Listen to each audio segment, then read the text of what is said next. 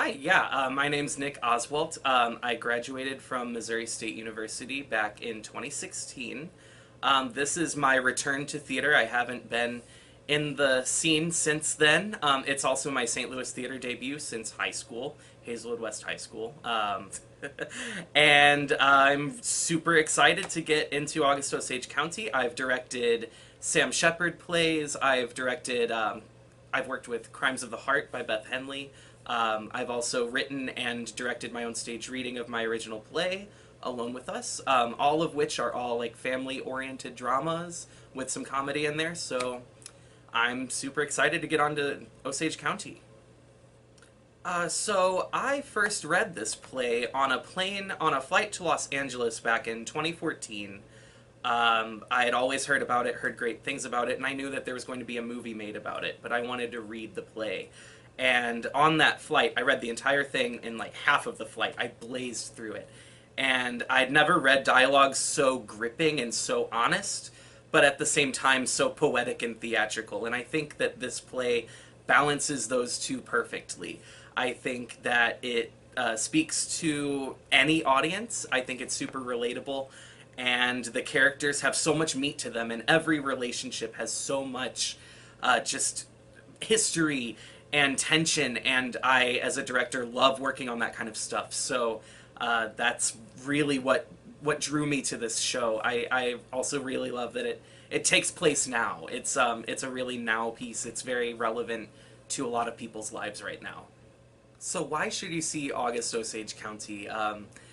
I think that every audience member, if we do our jobs right, is going to find themselves in at least one of the characters. I hope not some of the characters, because some of them do some kind of fishy things.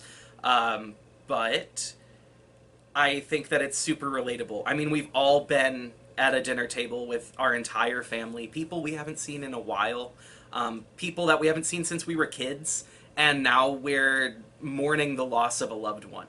I think that a lot of people have been in that position, and a lot of people have been in positions, I mean, even Thanksgiving dinner can be tense.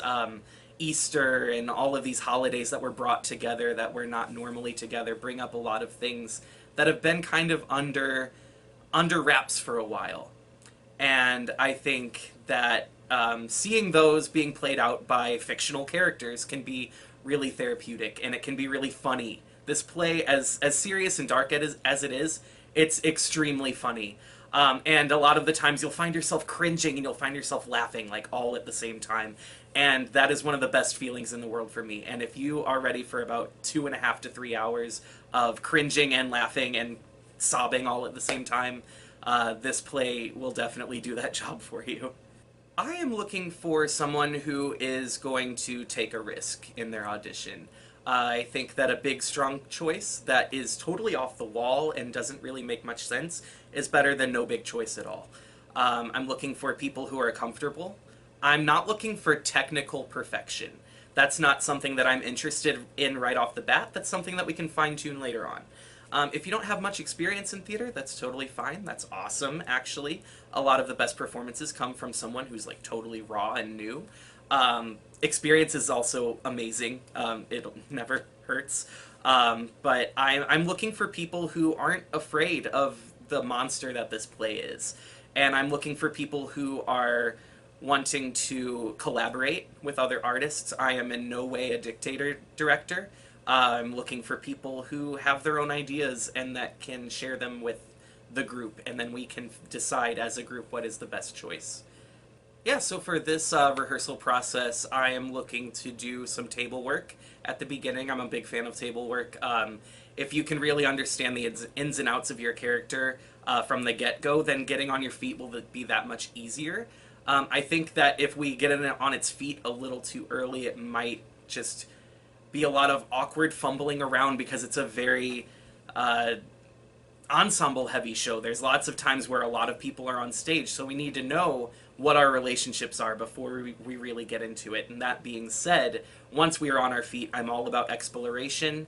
I'm not going to have a whole lot of like pre-blocked scenes. I think I might have some images that I want to happen on stage, but other than that, again, it's a collaborative effort from everyone. I want everyone to leave their outside lives at the door. we all have bad days. I have plenty of bad days, and we can always just trust our ensemble to make our rehearsal time, the few hours that we get with each other, to be really special and to be productive. And above anything else, I want it to be fun. No one wants to work on a show that's not fun. No one wants to work with people that they're not having fun with and that they don't share love with. I'm also a lot about love with people and with collaborating. The fun comes from being with people that you enjoy and achieving a goal with a group of people that are all on the same page. So that's really how I plan to run my rehearsals. All right. This is definitely a passion project of mine. I think that a lot of the people that are involved in the Theater Guild and people that might be auditioning will have lots of passion for this show once they read it. So if you're auditioning, definitely read at least the sides that are posted online first. If not the entire play, it's a really good idea to know what you're getting into when you're auditioning for these types of things. Just have fun with it. Don't take it too seriously. I won't take it too seriously. I mean, I'll take it as seriously as we all have to, but at the end of the day, we're just having fun and we're creating theater, and that's what it's all about. If you're thinking about coming to see the show, do it. I would highly suggest coming to see this show, if anything else, to make you feel better about your own family when you go home for Thanksgiving or when you go home for the holidays.